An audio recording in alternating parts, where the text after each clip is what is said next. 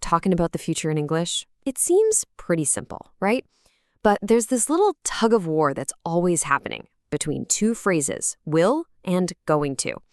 They feel like they mean the same thing, but, and this is a big but, using the wrong one can totally change what you're trying to say. So today, we are going to settle the score. It's the ultimate future tense face-off.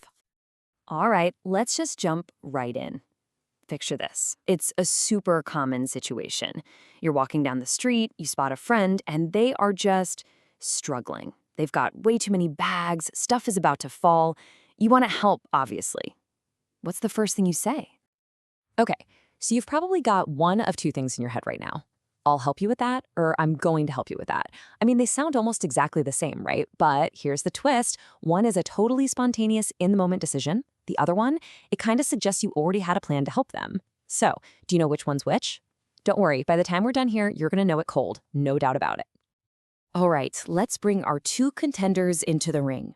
And look, let's forget all the boring, dry grammar rules for a minute. Just push those aside. Instead, I want you to think of will and be going to as, well, as having two completely different personalities. Yeah, personalities for talking about the future. So in one corner, you've got will. This is our spontaneous talker. It's all impulse. It makes decisions right there on the fly, totally in the moment. And then in the other corner, we have be going to. This is the thoughtful planner. It's way more deliberate.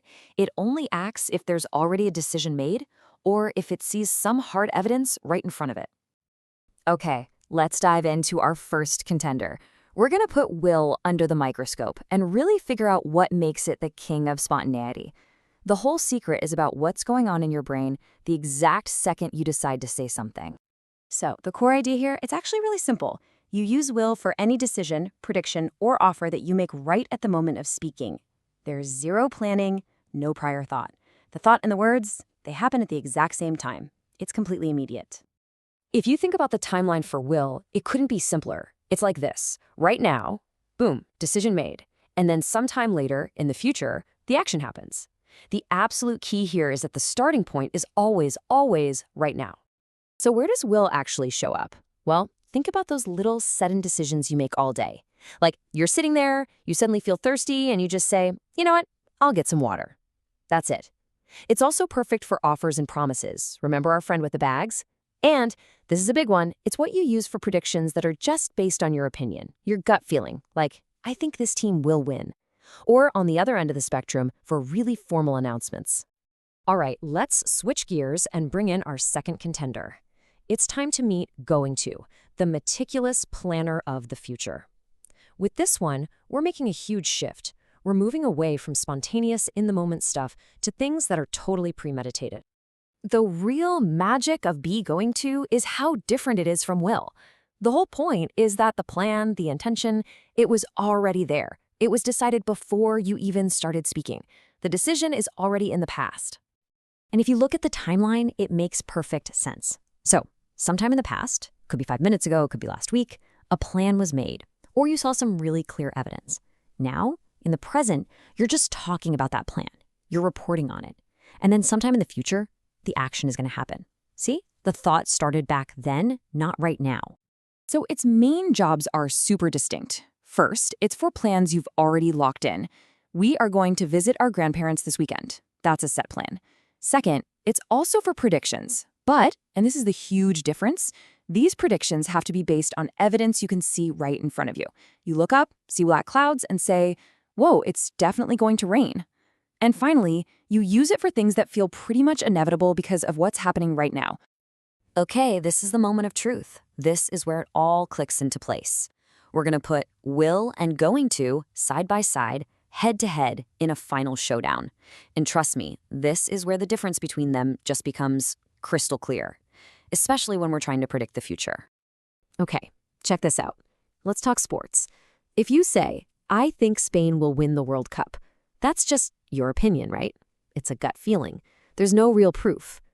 But imagine you're watching the game. It's the final minute. Spain is up by 3 goals. What do you say then? You say, oh my gosh, look at the score. Spain is going to win. And why the change? Because now you have cold, hard, visible evidence right in front of your eyes. And this exact same logic works for simple intentions too. if you suddenly feel a blast of hot air and say, "Phew, it's hot in here. I'll open the window." That's a spontaneous decision you made that second. But if you say, "I'm going to open the window," it's different. That implies you've been thinking about it. You've been sitting there feeling hot, you made a little plan in your head, and now you're announcing it. The thought came first.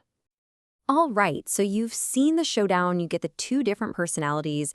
Now, let's make sure this all sticks. We're going to load up your future tense toolkit with some really practical stuff so you can get this right every single time. And we're even going to zap a really common mistake while we're at it.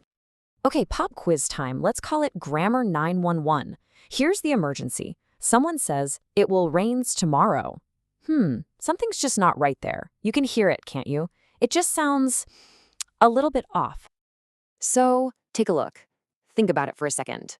What's the one tiny little change that makes this sentence perfect? It's a mistake tons of people make.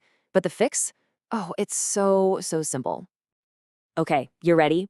Here is the golden rule, and you'll want to remember this one. After the word will, the verb is always, and I mean always, in its simplest, most basic form, the bare infinitive, if you want to get technical. That just means no S at the end, no ing, no ed, nothing. Just the plain, simple verb. And there you have it. The fix is just to drop that S. It will rain tomorrow. That's it. It's clean, it's simple, and it's 100% correct. And now that you know that rule, you're never going to make that mistake again. Nice job! And to wrap it all up, here is the ultimate cheat sheet. Seriously, this is the thing you want to screenshot or jot down somewhere. It takes everything we talked about and boils it down to the essentials. When you're making a decision, just ask yourself, did I decide right now or before? For predictions, is this just my opinion or do I have evidence? It really is that simple when you break it down. So, there you have it. You now hold the key to the future. Tense. Get it? And that just leaves us with one final question for you. Now that you know the difference, will you just start noticing it everywhere people talk? Or are you actually going to make a plan to practice using it? The choice is all yours.